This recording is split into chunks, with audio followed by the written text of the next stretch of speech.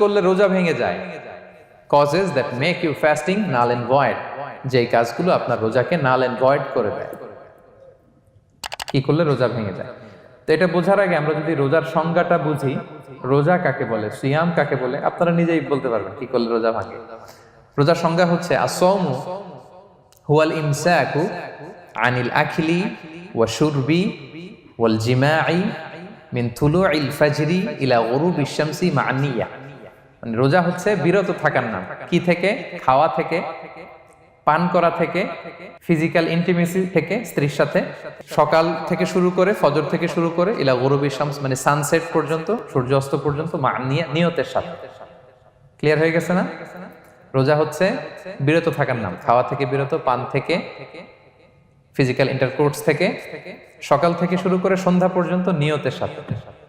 তো এই সংজ্ঞা থেকেই তো বোঝা যায় কি করলে, খেলে রোজা ভেঙে যায়, ড্রিঙ্কস করলে রোজা ভেঙে যায়, বিবাহিতরা দিনের বেলায় ফিজিক্যাল ইন্টিমেসিতে গেলে রোজা ভেঙে যায়। তো আমরা এবার পয়েন্ট আকারে শুনবো যে কি কি কাজ করলে। এখানে মৌলিকভাবে 3টা জিনিসের কথা বলা হয়েছে, কিন্তু আরো কিছু জিনিস আছে যেগুলো করলে আপনার রোজা ভেঙে যাবে। আসুন আমরা সেগুলো শুনি। 1 নম্বরে হচ্ছে ইচ্ছা করে যদি আপনি খান, ইচ্ছা করে খাইতে হবে, বুঝছেন? ভুল করে খাইলে কিন্তু রোজা ভাঙে না। খুব মজার না ব্যাপারটা? অনেক সময় এমন হয়, অনেকের অভ্যাস যে সকালবেলা সে ঘুম থেকে উঠে পানি খায়। তো আপনি হঠাৎ করে 1 গ্লাস পানি খেয়ে ফেলছেন, খাওয়ার পরে মনে হয়েছে ওরে আমি তো রোজা, এখন কি হবে বলেন তো? ভাঙবে না? ভাঙবে না, ভাঙে নাই।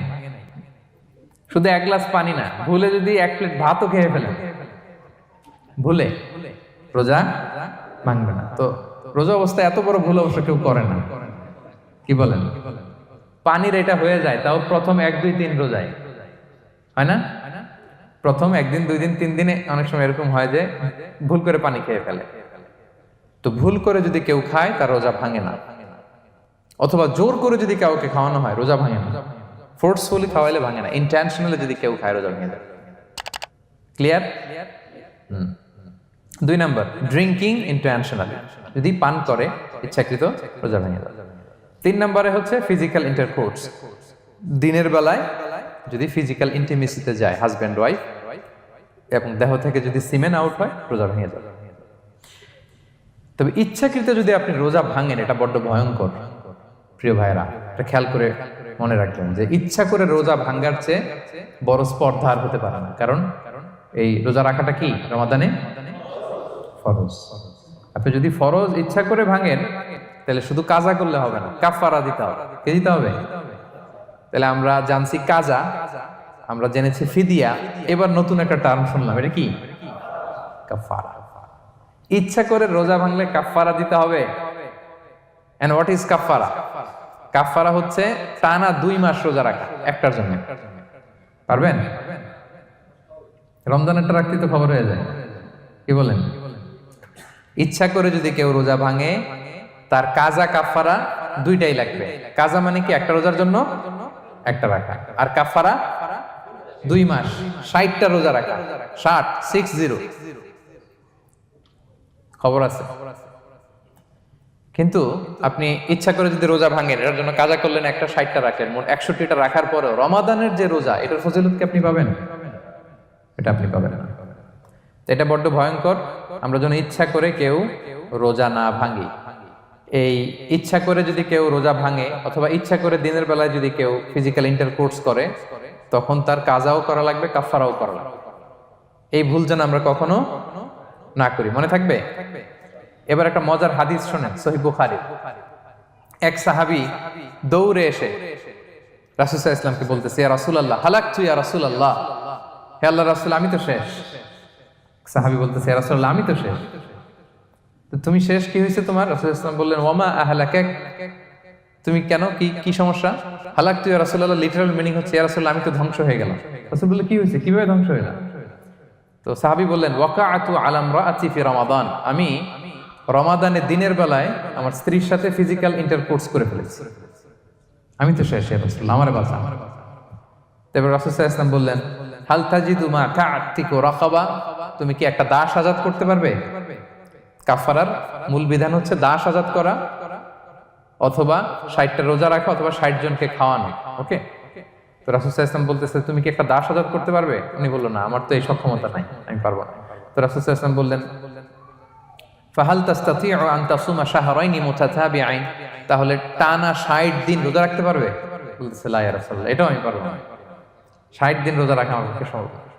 এরপর রাসূল সাল্লাল্লাহু আলাইহি ওয়াসাল্লাম বললেন, ফাহাল তাজিদু মা তুতঈমু 60 মিসকিনান, তাহলে 60 জনকে খাবার খাওয়াইতে পারবে? বলতেছে, না, এটাও পারবে না। তো কোনোটাই সে পারবে না। এবার উনি বসে রইলেন। ফাউতিয়া বিআরাকিন ফিহি তাম, হঠাৎ করে রাসূল সাল্লাল্লাহু আলাইহি ওয়াসাল্লামের কাছে এক ঝুড়ি খেজুর আসলো। এবার রাসূল সাল্লাল্লাহু আলাইহি ওয়াসাল্লাম বললেন, সেই লোক কোথায় যে কিছুই করতে পারবে না, একে ডাকো। এবার আসলে এবার রাসূল সাল্লাল্লাহু আলাইহি ওয়াসাল্লাম বললেন, তুমি দাসও আজাদ করতে পারবে না, 60 দিন রোজা রাখার নিয়ম এটাও পারবে না, 60 জনকে খাওয়ানো এটারও সক্ষমতা নাই, তাহলে এই যে এক ঝুড়ি খেজুর আসছে আমার কাছে, সাদাকার খেজুর, যাও এটা তুমি দান করে দাও আল্লাহর রাস্তায়। এবার উনি বলতেছে, আলা আফকারা মিন্না ইয়া রাসূলুল্লাহ, আমার চেয়েও গরীব কাউরে দান করব? রাসূল সাল্লাল্লাহু আলাইহি ওয়াসাল্লাম বললেন, হ্যাঁ। উনি বলতেছে যে আমার চেয়ে গরীব মদিনায় কেউ নাই।